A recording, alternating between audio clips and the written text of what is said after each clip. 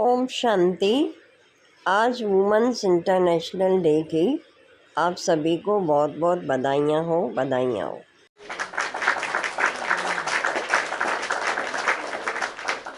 कहा जाता है कि मंदिर सजे मूर्त से, गुलशन सजे फूलों से और सृष्टि सजे नारी से। नारी इस सृष्टि का श्रृंगार है। नारी अपने सभी स्वरूपों में पूजनीय वंदनीय है। माँ के रूप में सर्वश्रेष्ठ गुरु है। बहन के रूप में निस्वार्थ स्नेह की प्रतिमूर्त है। पुत्री के रूप में परिवार की शोभा है। पत्नी के रूप में वह पति के साथ में हर कार्य में सहयोग देने वाली सहभागिनी है। तो नारी अपने जीवन से संसार को, घर को और समाज को सदा देती आई है। प्रकृति और पुरुष दोनों में प्रधानता नारी की है। जैसे तत्वों में धरती को माँ कह के पुकारते, जल में गंगा मैया, वंदना में वंदे मातरम, भाषा में मातृभाषा, देशों में भी भारत को भारत माता कहा जाता, शास्त्रों में भी श्रीमद् भगवत गीता। तो नारी हमेशा ही सदा ऊंची रही है। परमात्मा ने नारी को अनेक गुणों और मूल्यों से संपन्न बनाया है। नारी अनेक गुणों की खान है।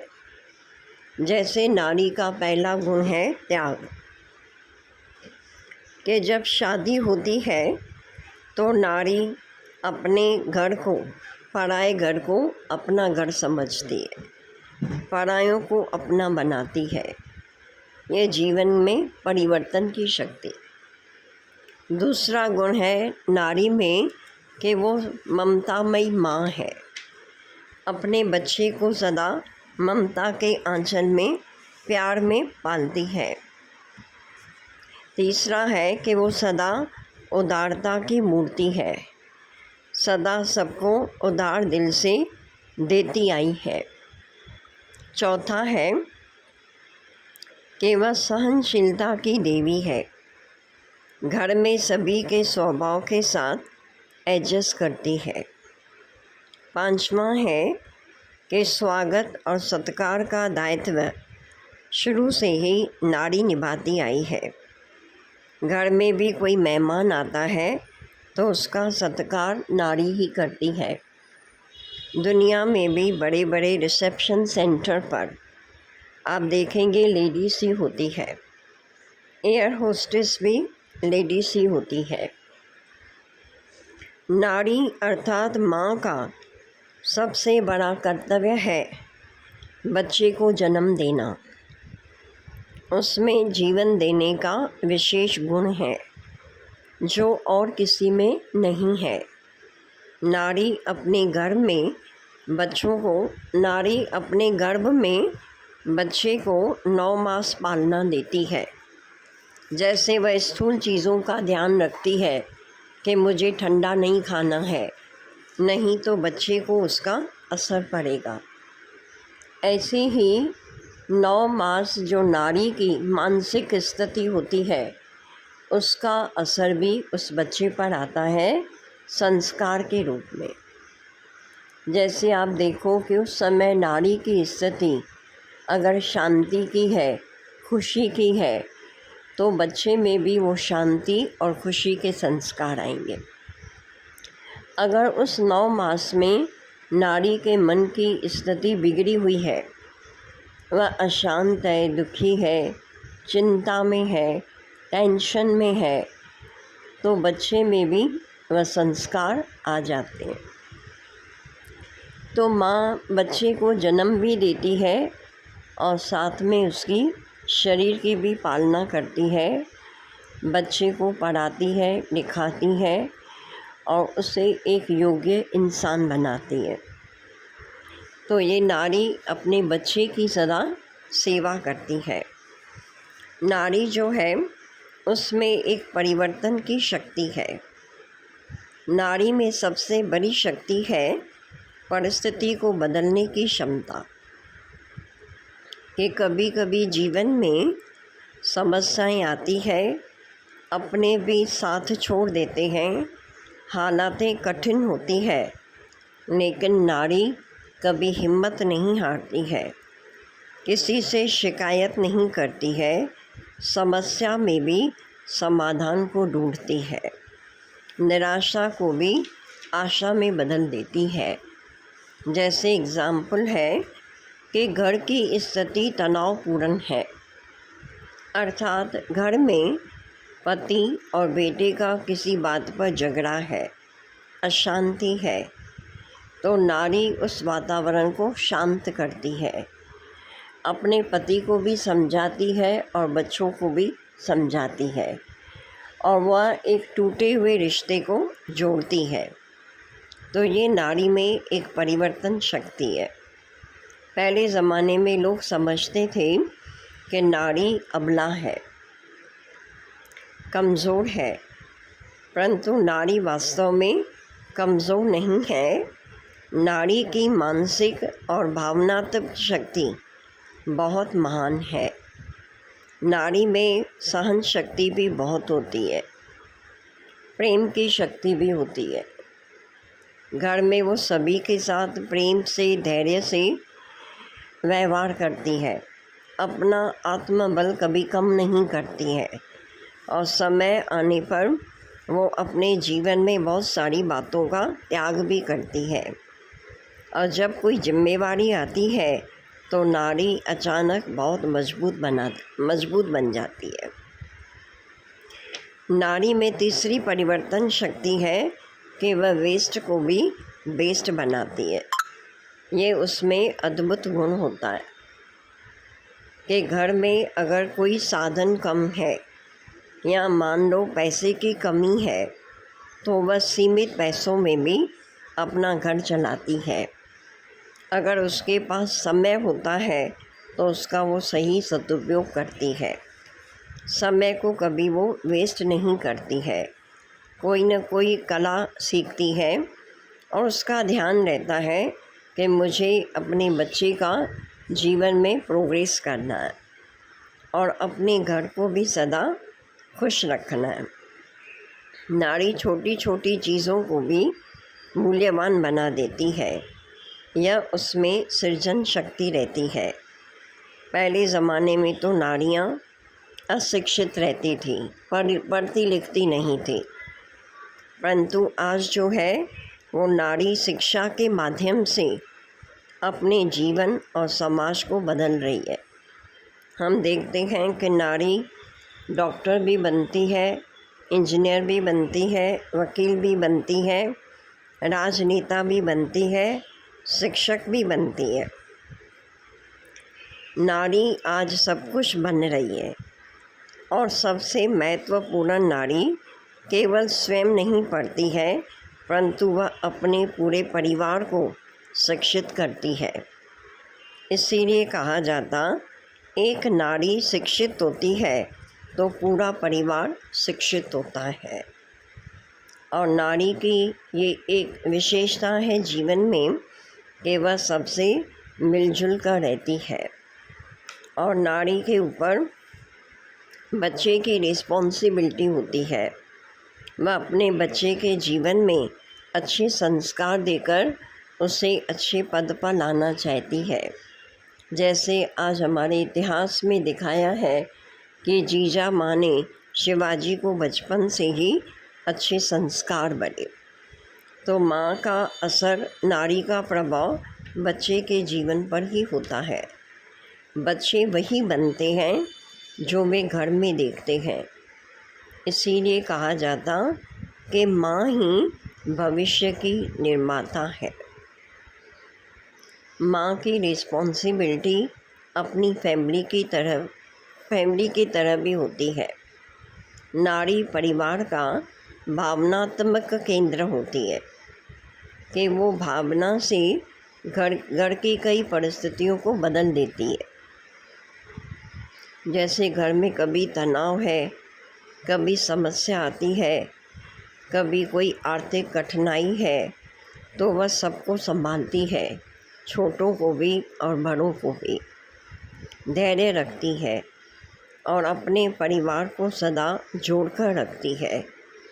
वह अपने परिवार में प्रेम, शांति और एकता का वातावरण बनाती है। नारी को कुछ अपने प्रति भी जिम्मेवारी है कि नारी अपने जीवन से समाज को, घर को, राष्ट्र को, देश को सदा खुश रखना चाहती है। तो ये ज़रूरी है कि नारी अपने को भी सशक्त ज़रूर बनाए। अगर हम इतिहास देखेंगे तो जो आदिकाल की नारी थी वो लक्ष्मी, सरस्वती और दुर्गा जैसी थी, जिनका जीवन सर्वगुणों से भरपूर था। आज भी जो भगत हैं उन देवियों से ये सब चीज़ें मांगते हैं। जैसे कोई बहुत धनवान है तो भी वह लक्ष्मी से धन जरूर मांगेगा। कोई कितना भी पढ़ा लिखा है, अगर वो कोई डिग्री लेगा, एग्ज़ाम देने जाएगा तो सरस्वती माँ से आशीर्वाद जरूर लेगा। कोई योद्धा है, वो युद्ध के मैदान में जा रहा है तो भी वो दुर्गा माँ से शक्ति जरूर लेगा। तो आदि नारी जो थी वो दैवी शक्ति थी। सतयुग और त्रेता में नारियों का सदा सम्मान था।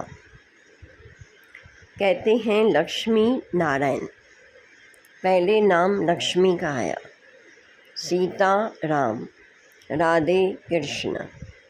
तो जब तक संसार में नारी का सम्मान होता है तब तक यह संसार सुखमय रहता है, परिवार खुशहाल रहता है।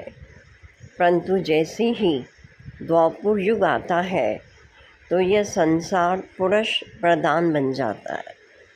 मीन्स जो भी धर्म गुरु हैं, धर्म नेता हैं या बड़ी डिग्री है, वो हम सब देखेंगे कि अक्सर करके पुरुष लेते हैं और तभी वह नारी को अपने से नीचा दिखाते हैं।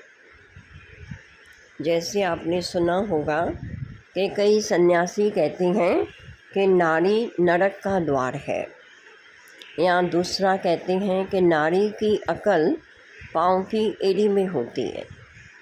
तो जैसे ही संसार नारी को गिराता है, धीरे धीरे वो नीच समझता है, तो हम देखें कि ये संसार भी चरित्र में, गुणों में गिरता आया।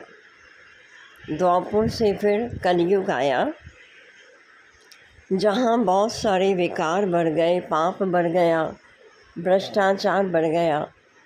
तो ऐसे समय पर जब ये संसार में बहुत आसुरी राज्य हो जाता है, दुख अशांति हो जाती है, तभी शिव परमात्मा आकर अपनी शक्तियों को अवतरित करता है, जिन्हें कहा जाता है शिव शक्तियाँ। तो वह शिव की शक्तियाँ असुरों का संहार करती है, विकारों को ख़त्म करती है।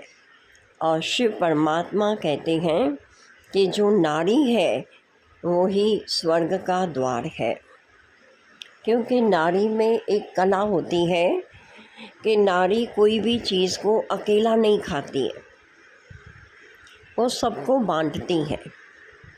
अगर आप किसी एक नारी को कोई बात बताएंगे और कहेंगे भी कि आप दूसरे को नहीं बताना, तभी वह दूसरे को ज़रूर बताएगी और दूसरी तीसरी को ज़रूर बताएगी, और वो बात क्या हो जाएगी, फैल जाएगी। तो इसीलिए जब भगवान भी संसार में आता है तो ज्ञान अमृत का कलश माताओं पर रखता है कि सारे संसार को ज्ञान का अमृत बांटना है। इस ज्ञान अमृत से ही संसार में सुख और शांति आएगी। तो आज ये ज़रूरी है कि नारी के ऊपर इतनी बड़ी जिम्मेवारी जो परमात्मा ने भी रखी है, तो उसके लिए नारी को अपने को भी सशक्त बनाना। तो नारी में वो शक्ति कहाँ से आएगी? एक वह मेडिटेशन करें और साथ में ज्ञान सुने, आत्मचिंतन करें, अपनी थिंकिंग को पॉजिटिव रखें, तो वह संसार में रहते वह सबकी सेवा कर सकती है, अपने घर को भी स्वर्ग बना सकती है। और नारी राष्ट्र निर्माण की आधारशिला है, क्योंकि नारी अच्छे नागरिक भी तैयार कर सकती है।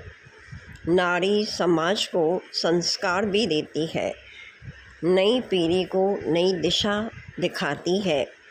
जब नारी सशक्त होती है तब ये देश भी मजबूत होता है। हम देखें कि हमारे देश में कई नारियां हैं, जैसे रानी लक्ष्मीबाई, जिन्होंने वीरता और साहस से अंग्रेज़ों से युद्ध किया। ऐसे अहिल्याबाई होलकर, उसने निमित्त भाव से सबके दिलों को जीता। मदर टेरेसा, उसने भी सेवा किया, समाज की सेवा। तो नारियों के भी ऐसे श्रेष्ठ कर्तव्य हैं जो आज इतिहास में सुनहरे शब्दों में लिखे हुए हैं। तो आप सभी नारियां भी आज अपने आप से ये प्रण करें कि हम पहले अपने आप को सशक्त बनाएंगे, हम सदा ही पॉजिटिव सोचेंगे, ये संकल्प करेंगे कि मैं कमज़ोर नहीं हूँ, मैं शक्तिशाली हूँ, मैं समस्या नहीं, मैं समाधान स्वरूप हूँ, मैं डर नहीं, मैं साहस हूँ, मैं सीमित नहीं, मैं असीम शक्ति हूँ, मैं हार नहीं, मैं विजेता हूँ। तो अगर सचमुच में नारी अपने मन में यह दृढ़ प्रतिज्ञा करे कि मुझे सशक्त बनना ही है, मुझे अपने को बदलना ही है, तो जब नारी जागती है तो परिवार बदलता है, और जब परिवार बदलता है तो समाज बदलता है, और जब समाज बदलता है तो राष्ट्र बदलता है। इसीलिए नारी केवल शक्ति नहीं, लेकिन परिवर्तन की शुरुआत है। अच्छा, ओम शांति।